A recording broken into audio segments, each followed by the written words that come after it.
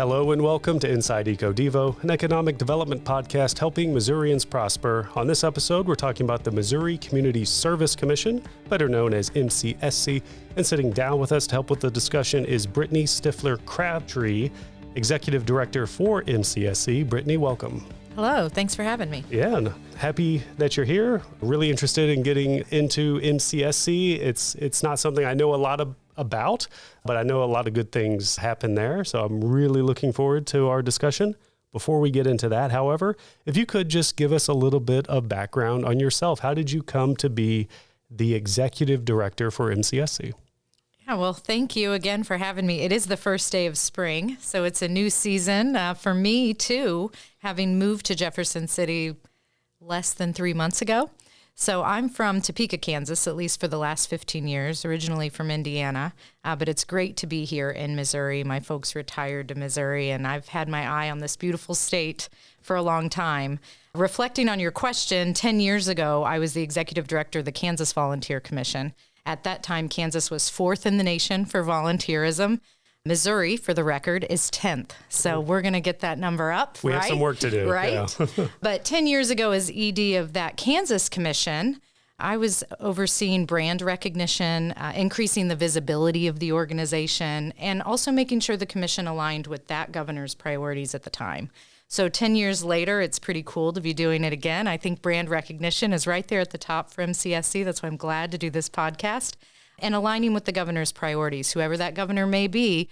And today, Governor Parson, making sure that we're fulfilling his priorities is important to me as an executive director. There's a couple other things I'd add in about my background. I worked for the Corporation for National and Community Service. It's now called the AmeriCorps agency.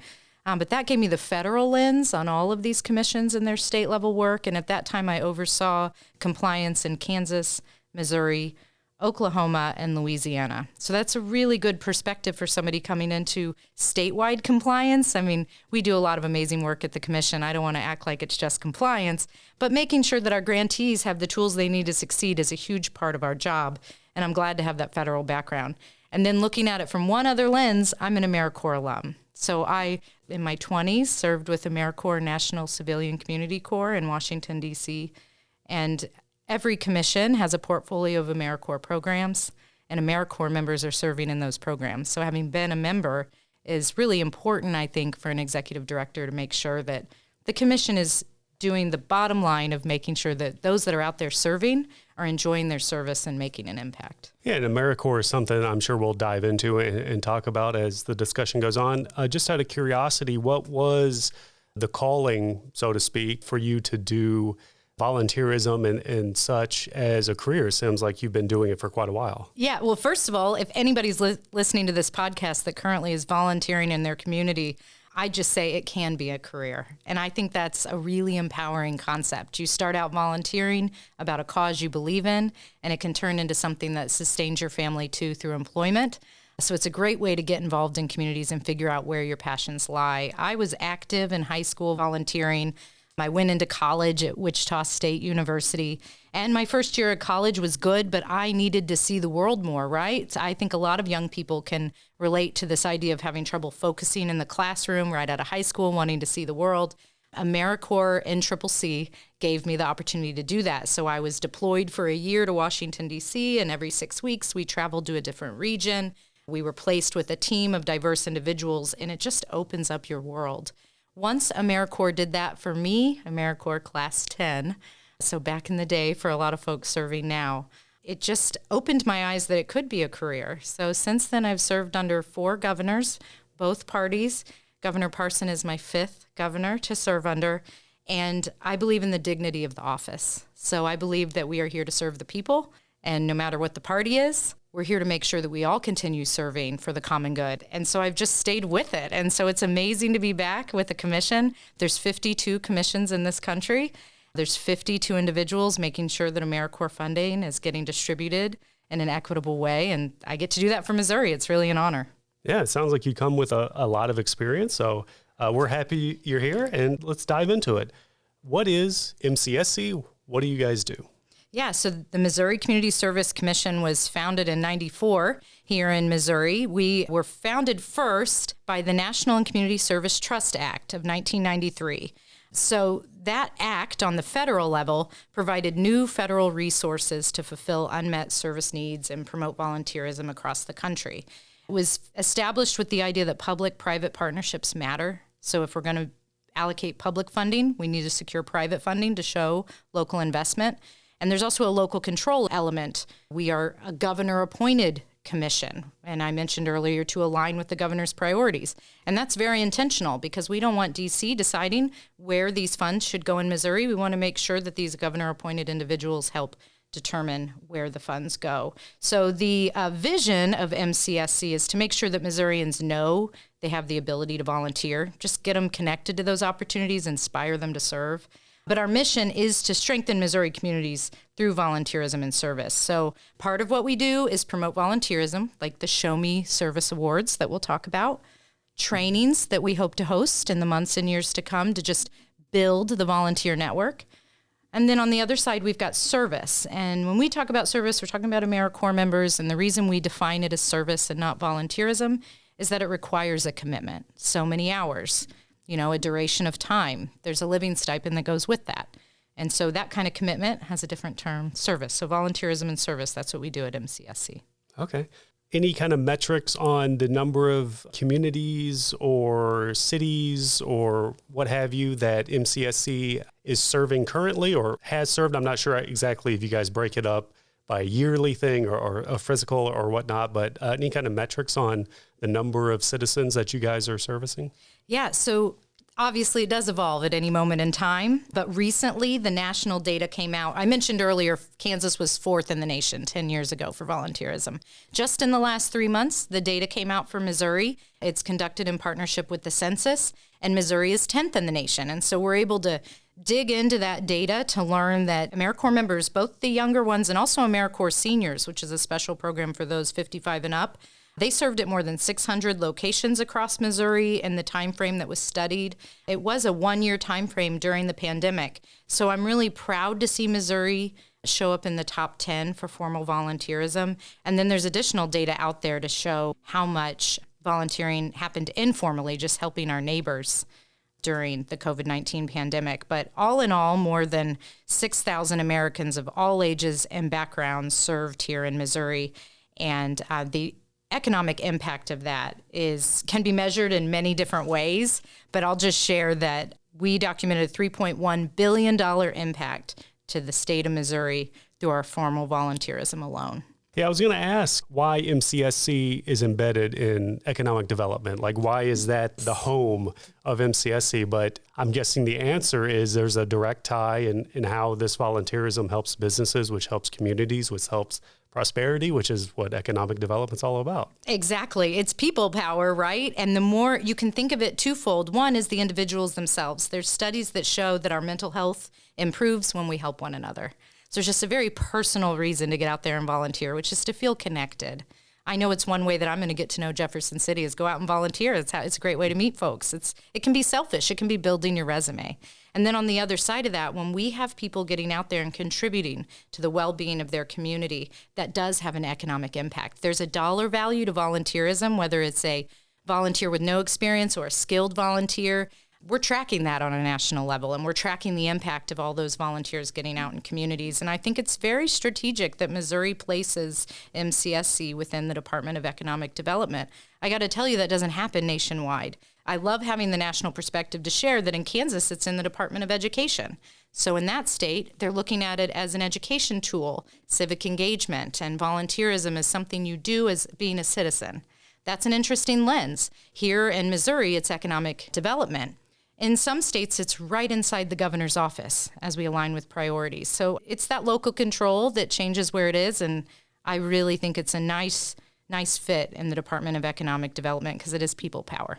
Yeah, with that perspective that you bring, you were in Kansas, you kind of oversaw a couple of other different states, and you were just mentioning there, Kansas, it's embedded with education, we're with economic development. Does that speak to the kind of customization of the building of programs that a state's, I mean, they're not all called, what we call MCSC, but their version of it, is it customized to what that state's end goal is? How does Missouri's focus differ from there, and what kind of programs do we have? I know that's a really loaded question, but it just kind of sparked in me with what you were saying there. I think it's so interesting, and I really appreciate that we're starting the conversation in this foundational lens, because every state should revisit how these things evolve over time and make sure it still serves their needs. So in Missouri, we were founded through an executive order, and we were originally housed within the Lieutenant Governor's office.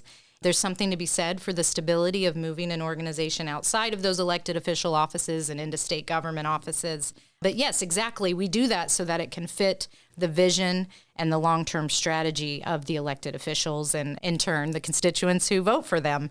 So yeah, our statute or our executive order 9408 is one of those documents that I went back to in my first days as executive director to understand what is our mission from the founding.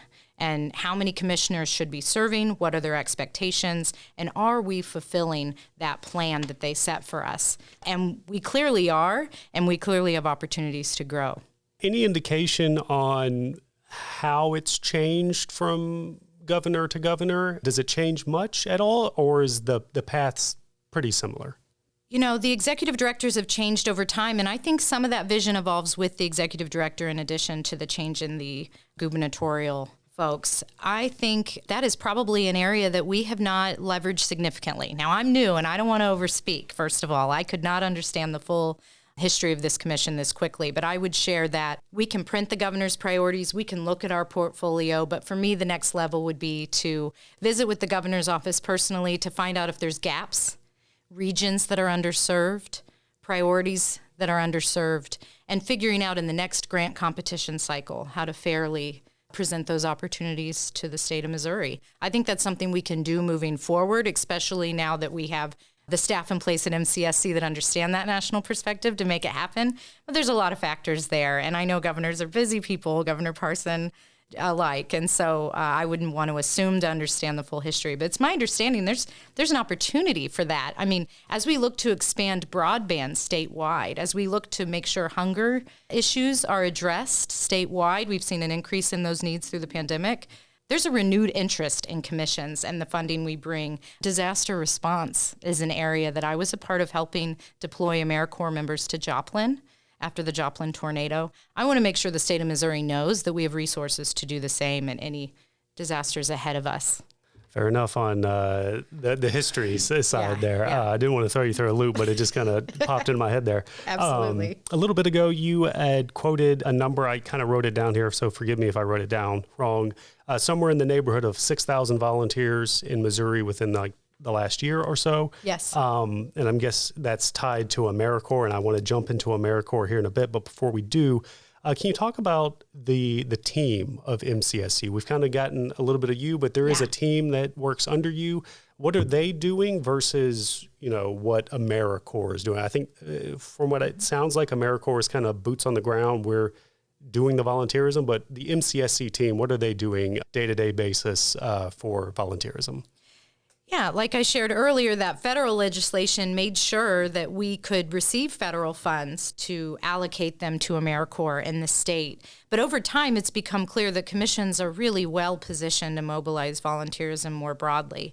And so while we continue to have AmeriCorps program officers that oversee the AmeriCorps programs in our portfolio, we also are expanding our work into having individuals in charge of leveraging volunteers, not with AmeriCorps. So the Show Me Service Awards are a great example of that, where we ask folks to go to showmeservice.org and nominate their peers for the volunteering they're doing. There's also an opportunity to nominate a business, for example. So there's different entities you can nominate. And then the governor's office joins us in celebrating those volunteers each year. That's a great way to just celebrate the generosity of the people of Missouri and also incentivize others to get involved and do it too. So that's Isaiah Maxey spearheading that, and he's over our volunteer programs, if you will, and Chris Gardner, our deputy director, works closely with him to make sure that we get that done, in addition to a needs assessment that we'll be doing in the months ahead, sharing it widely across the state to get input on what trainings are missing for volunteer mobilization and engagement and retention. And once we get that needs assessment data back, we'll be ready to schedule volunteer trainings around the state. I'd like to acknowledge that there's a lot of excellent organizations already out there doing these trainings. And if that's the case, it's about making sure that their contact info is easy to find. Okay. So it's a lot of preparing those AmeriCorps members and pointing them in the direction that the need is the most, right? And making sure that we're covering everything that needs to be covered. Yeah. The only edit I'd have to what you said is we're doing that for volunteers. Yeah. So not even AmeriCorps members, right? So AmeriCorps members are part of our grant portfolio, and the programs that they serve with make sure that what their activities align with those programs. What Isaiah is doing is for the broader public. So any individual out there volunteering may want to attend the training, or programs that don't have AmeriCorps funding have the opportunity to start learning best practices or just getting connected to what's already out there as we build this infrastructure, this fabric for all of us. Okay, perfect. So speaking of AmeriCorps, let's kind of jump into that. I know we've been kind of talking around it. It's been mentioned a couple of times in the discussion here, but let's just kind of start from the top. What is AmeriCorps? What do they do? I'm so glad you asked. I meant to say earlier in the conversation, I believe AmeriCorps is the modern civilian conservation corps. You go over to Lake of the Ozarks, those facilities are built by the Civilian Conservation Corps. This federal program put people to work after the recession, or the Depression may be the more appropriate term. Civilian Conservation Corps had a huge impact on our nation at an important time. AmeriCorps funding is right there to do the same thing now. So what is AmeriCorps? Another way to define it would be to say it's the domestic version of the Peace Corps. So some folks know the term Peace Corps, right? You sign up to serve for a year overseas. We know the needs are great right here in this country. So some folks may want to serve overseas. Some folks may want to serve right here in the United States with AmeriCorps, or they could serve right here in Missouri with AmeriCorps. We recruit young people from around the country to come to Missouri to serve in AmeriCorps. We hope some of them stay. We also send some young Missourians across the nation to serve in AmeriCorps, and they're out there seeing the world and gathering skills to bring back to Missouri. There's a lot of different kinds of AmeriCorps. There's AmeriCorps Vista, which does capacity building behind the scenes. You serve within an organization side by side with employees, but your mission's a little different. AmeriCorps State and National, that's direct service. So you're not behind the scenes doing capacity building. You're right out there helping serve food. You're helping maintain state park trails. There's a lot of important AmeriCorps State and National members. And then I'm an AmeriCorps National Civilian Community Corps alum, so I can't help but mention NCCC, because that's when you get to deploy to another place and join a team of 10 people. And every 6 weeks you move around. Maybe you do roofing with Habitat for Humanity, and then 6 weeks later you're helping out with the wetlands in Appalachia. Very diverse set of skill building and experiences. AmeriCorps just can really open a lot of doors for people. Yeah, sounds like it. I want to kind of touch on something real quick. You've mentioned CCC a couple of times. Maybe you had mentioned what CCC is. What is CCC? Yeah, so NCCC is National Civilian Community Corps. And that is the federal AmeriCorps, where they have different bases around the country. So I know they have one in Denver. I mentioned I served in D.C. I know that campus is now closed. But there's regions, I think there's one in Iowa, and then there's one in the southern region too. But there's different campuses around the country. And when you sign up for AmeriCorps National Civilian Community Corps, NCCC, you have the opportunity to kind of be based in one of those campuses and then deployed every 6 weeks to different places. So there's a lot of different AmeriCorps programs, and then I'd be remiss if I didn't mention that something that used to be called Senior Corps is now called AmeriCorps Seniors. So to increase brand recognition, if you're 55 and older, there's a lot of excellent opportunities to get out there and serve as an AmeriCorps member. You do get a living stipend. One of the most powerful AmeriCorps senior programs that I would mention, just as we continue to break the stereotype that it's just young people out there serving in AmeriCorps, older folks are too. One of the most powerful programs is called the Foster Grandparents Program. And I have seen those older individuals support the classrooms and rock those children in the morning on Monday mornings after they've had a hard weekend, sing songs, support the teachers who have large classrooms. The Foster Grandparent Program is just really one powerful example of how AmeriCorps is benefiting people of all ages and serving people of all ages. Yeah, I mean, it sounds like there's quite the option if somebody wants to volunteer. It seems like it's all covered in all facets. Is there any limitations on what AmeriCorps can do or what volunteerism can do, or is it just open to anything and everything? You know, it's pretty broad. It comes back to that priorities conversation. So we got to make sure that what we're doing fits the priorities of the governor and the needs of the state of Missouri. we have to be impact driven. We've got to have the data to justify the activities. So there are limits, and there's an accountability to making sure that taxpayer dollars are being spent in a meaningful way. So we keep an eye on that. And there's a defined list of prohibited activities, like we don't get involved in political seasons, and there's activities, that we don't do. But no, it is really broad, and that is intentional because we need to make sure that when an organization identifies a need and needs some support to build out something new that they want to do, that we're here to help. And so we just encourage folks to ask the question, what is AmeriCorps? How could it help? And then we have exploratory conversations to figure out if it's a fit. Then we look at the next grant competition cycle and try to get ahead of it so they can start planning ahead. It certainly is a federal program, so there's areas of accountability, but it doesn't hurt to ask. And then our job is to make it accessible and doable. Make sure the page limits are not too big on these grant applications so people can pull it off. And when I brought up compliance right out the gate of this conversation, it's because our job is to make sure that compliance is accessible too, and people can feel empowered to use the funds in an allowable way. For anybody who is listening, or even if they're not listening and they're out there somewhere, if they want to join AmeriCorps or volunteerism in general, if it's not AmeriCorps specific, how do they do that? What's the process like? I just want to note there's two ways you might want to come at AmeriCorps. You might be an individual that wants to serve, and in that case, I would encourage you to go to AmeriCorps.gov, AmeriCorps. So sometimes people say AmeriCorps. We don't do that, but it is AmeriCorps.gov. I just want to help spell that for you and learn more about it. Just see the different avenues of service, and then if you're ready to get connected to an organization in Missouri, you could always go to showmeservice.org and track down our contact information, and we'll help you know who's recruiting right now in Missouri for AmeriCorps members. AmeriCorps members get a living stipend, and they also get an education award to support their education. And some schools will match that education award. So there's a lot to look into as an individual. And then if you are a nonprofit organization, a faith-based organization here in Missouri, and you're hearing about AmeriCorps, I would invite you to go to showmeservice.org and find my contact information, or Jacob Sones, who's over the AmeriCorps programs here, and we can have a chat about whether or not it's a good fit for your organization.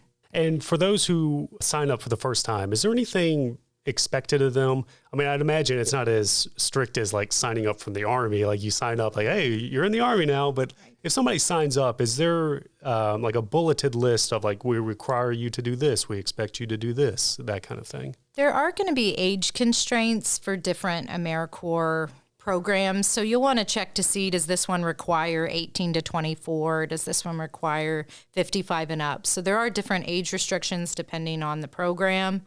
There is a certain level of physicality to the NCCC program we've talked about a couple times, and different AmeriCorps positions require more than others. It's really specific to the organization and how they post the AmeriCorps opportunity.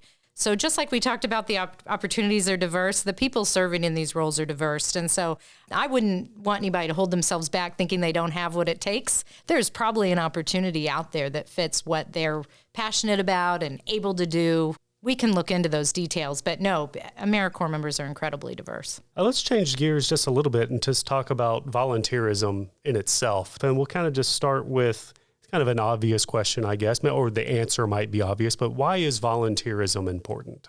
You want the answer to be obvious, but sometimes you think maybe it's not these days, right? We've become more separated from one another. We're having trouble connecting to people that are different from us. Just the pandemic was isolating for some of us. There's a lot of reasons why volunteering is on the back burner when we're all kind of in survival mode.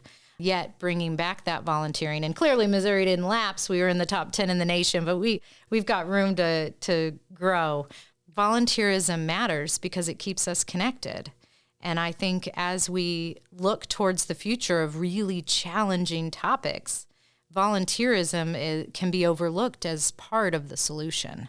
So when we have communities that feel like they're getting smaller, not bigger, having people out there volunteering helps them feel more invested in their community, increases community pride, increases the chances that they'll stay in that community. So for some communities, volunteerism isn't just fun, it's necessary, because also when there's limited funding in these smaller communities, volunteerism is connecting the dots where the funding is not.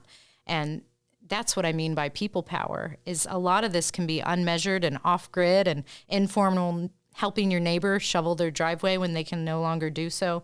And yet this is the fabric of who we are as Americans. And so to figure out ways that we can inspire more of that is quite the calling.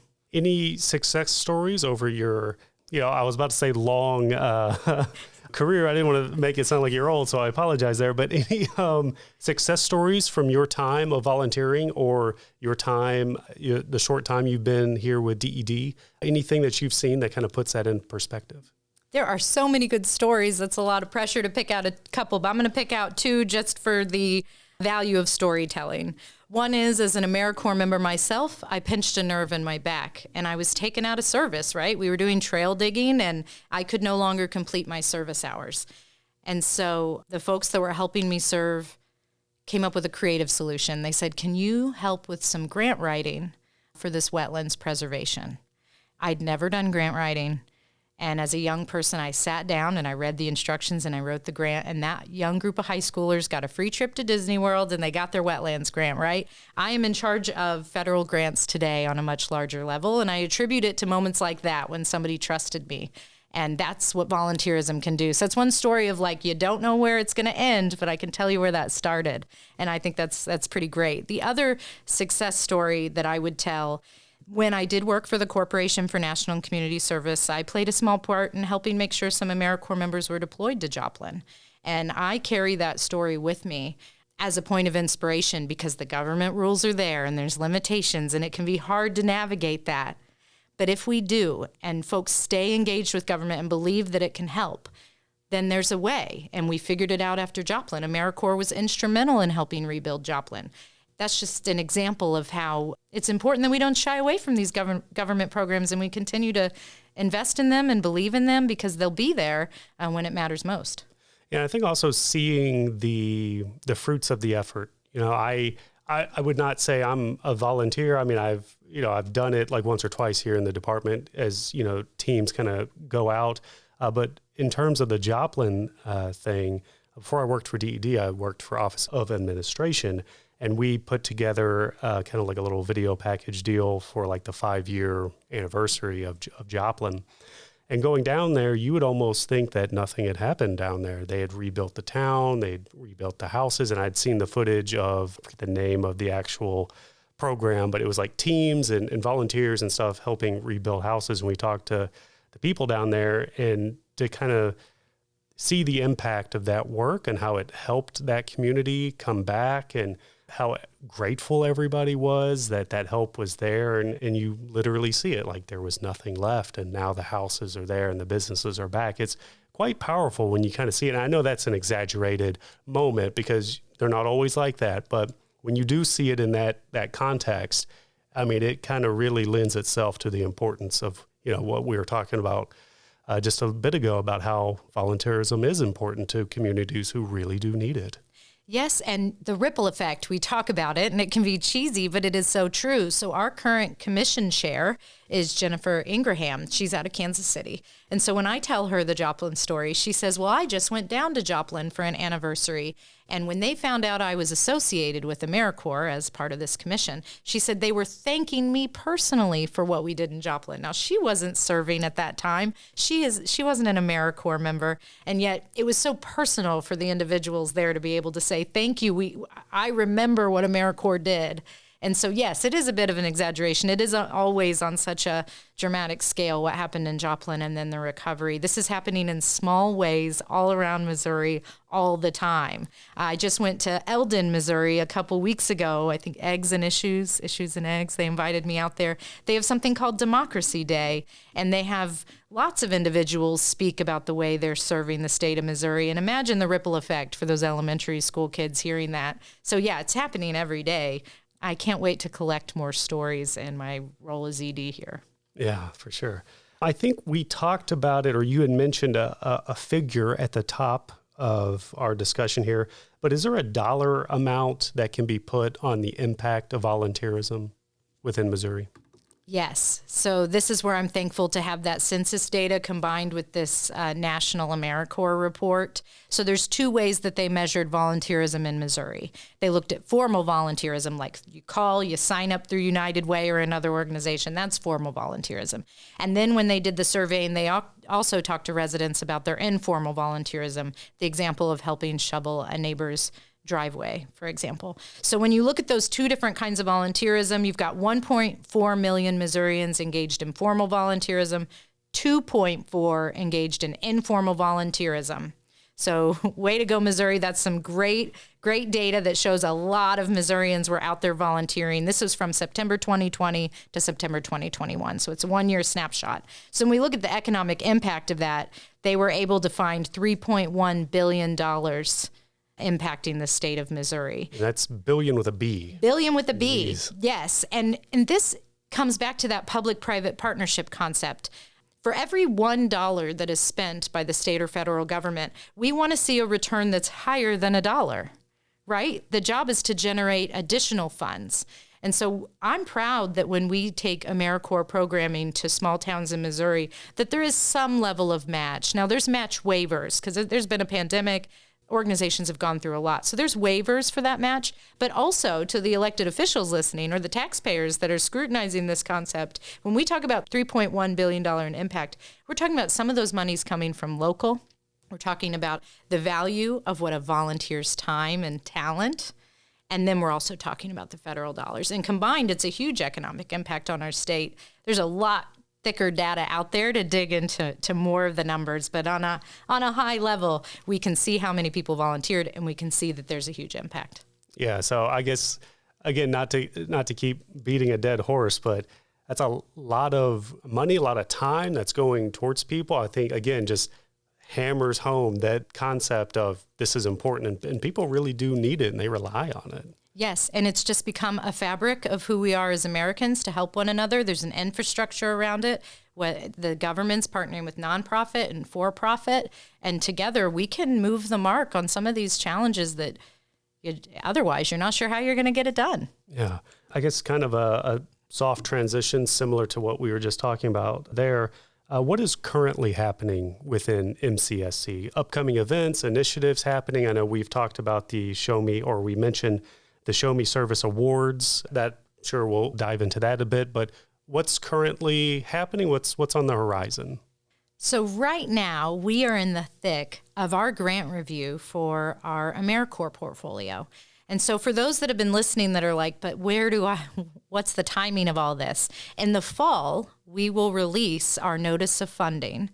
And then that process kicks in through May of applying, reviewing, and then our commission ultimately voting on that portfolio. So we're in the thick of that right now. And in May, our commissioners will come together here in Jefferson City to determine who will be in our AmeriCorps portfolio. So what I would say to folks listening is this fall, that process kicks off again, and we would love to see new applicants enter the pool. And so as you go to showmeservice.org, you can reach out to us, and we can make sure that you could even see last year's notice of funding just to get an idea. But we're really in the thick of that grant review, and it's a very important part of our work that I'm really slowing down to highlight thoroughly here, because there are nonprofit organizations that have had successful programs for years that need us to once again renew their funding, make sure those AmeriCorps members are still on the ground in Missouri. That's what we're in right now to make sure that gets done. As we look towards the summer, we'll have our AmeriCorps program director training. In the fall, we'll have opening day where AmeriCorps members come together and say the pledge, which is a powerful moment. And along the way, we'll have the Show Me Service Awards. So we don't have the date and the venue solidified yet for the Show Me Service Awards, but we know they're going to happen this summer.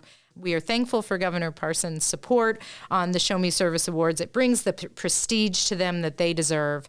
And we would ask people to apply, because right now we're accepting nominations. So now's the right time to go to showmeservice.org and make sure if you know of an outstanding individual that they're considered an outstanding organization. What are the categories for the awards? Well, I know there's an individual category. I know there's a business category. I think there's one or two others. And I do think there's a lens on making sure that every region is represented. Okay, great. The importance of showcasing the work and honoring or awarding those who are outstanding in their chosen path. Can you talk a little bit about that, about the recognition that obviously volunteerism isn't about recognition, but there is an element of honoring those who go above and beyond. Can you talk a little bit about that? That's exactly why we have to make sure we build recognition into the process, because volunteerism, it's not always inherent in the process to stop and celebrate impact and celebrate the individuals that made it happen. And that's exactly why we have to make sure that there's things in place that it happens, because we don't want folks to burn out, first of all. So you can think of every nonprofit board or even some of those volunteer programs in your own town. Some of the same folks are showing up every day to get it done. And those folks can get tired. And it's important that we take the time to celebrate them. In addition, when we celebrate them, there might be someone coming up behind them that says, I should step in. They need a little help. And look, by celebrating them, we now have a second person that wants to step up. So there's just something to be said anecdotally for celebrating people. But then on a more technical level, it's been studied, I can't fully reference it here, that there are a certain number of steps of volunteer engagement we would do to succeed. From the beginning, making sure that what you assign a volunteer meets their interests, to making sure they've received sufficient training to do it. And then at the end, celebrating them, acknowledging them. This is all part of how you keep volunteers engaged in a community. So when I talked earlier about the Missouri Community Service Commission getting involved in setting up these statewide trainings for volunteers, that's because we want to bring those best practices to light. And then you see right there on paper that a very important part of the process is celebrating your volunteers. So we want to do it on a statewide level. We're hoping organizations are doing it on a city level, and then they're doing it within their organizations too. And so it's really modeling the best way to keep a volunteer engaged in an organization, knowing that so many organizations depend on those volunteers. Well, I feel like we've covered quite a lot of content here. We talked about the high-level stuff of the who, what, why, where, the kind of the facets of where people can volunteer, how they can volunteer if they want to. Before I open up the floor to you to kind of just, fill in the cracks on anything that we might have missed, just real quick, one last thing on the Show Me Service Award nominations. If somebody wants to nominate somebody, vote on something or what have you, where can they go to do that? Yeah, so it's right there on the homepage of our website. So if you go to showmeservice.org, right there front and center, you'll see we're accepting nominations. And if you have any questions about that, you'll also see where you can email us to ask questions. But just go to showmeservice.org, check out those categories. You can read the criteria a little bit more in depth. And please consider nominating somebody, especially if you're from southwestern Missouri or southeastern Missouri. So we do not just want St. Louis, Kansas City, Columbia, Jeff City represented in these awards. We need to make sure we get out there. And so right now, off the top of my head, I could tell you we need a few more applications from Southwest Missouri. We'd love to see those come in. Okay. Before I close this out here with our last question, I'll just open up the floor to you. Is there anything that we didn't cover that you think people should know or that you would like to talk about? I'd just say that I stand on the shoulders of the executive directors that have come before me, that have made sure that volunteerism and service stays strong in Missouri. But this is a new season, right? I've been executive director for 90 days, maybe. So if there are ideas, or if you've heard this interview and you've heard gaps or a misunderstanding, I'm new to Missouri. I am open to that feedback. That's only going to make this organization stronger. I think it's the first day of spring, I started. It's a new season for this organization and for myself too. And it's a really great time to get involved with the commission. We even have a few openings on the commission itself. So if there's individuals that want to be a part of voting on where the funds go from the Missouri Community Service Commission, or want to weigh in on the priorities of this commission, you might consider on a more strategic level putting your name for consideration to serve on the commission itself. And again, if you go to showmeservice.org, you can find my contact information there. I'm Brittany Crabtree, and I'd be happy to get you connected to the appointments office of the governor's office here, because we want every spot filled so we can have a diverse group of folks voting on the funds. Yeah. All right. So I'm sure, as you know, the department's motto is helping Missourians prosper. So how does the work that you do, the work that the team of MCSC, how does all of that push that motto forward? The answer seems very obvious, but I still like to ask it anyhow. It is so obvious. Just go back and listen to the podcast. But let me just say that word prosper, I would ask you to consider what it means to prosper and what a quality of life means for everybody. And I think as we look around at one another and know we want to help one another, then we've got to take the next step and figure out how to do it. And that's how we make sure we all prosper. Yeah, quality of life. That's what volunteerism and service makes sure we have in a more wraparound way to the traditional ways that we think about economic investment. Perfect. I think that's a great closing out quote there. Brittany, thank you so much for taking the time. I know it's busy for everybody, so I do appreciate it. And hopefully the listeners gleaned something, and hopefully you guys get a few more volunteers from this. Awesome. Thanks so much. Let's do it again. Thank you for listening to this episode of Inside EcoDevo. We have great episodes coming your way every 2 weeks, so be sure to subscribe. Also, we want to hear from you, our listeners. Tell us what economic development topics you want to hear more about. This helps us fulfill our motto of helping Missourians prosper by bringing content to our listeners that they want to hear. Leave a comment on an episode or send an email to ded.communications@ded.mo.gov and stay tuned for more Inside EcoDevo.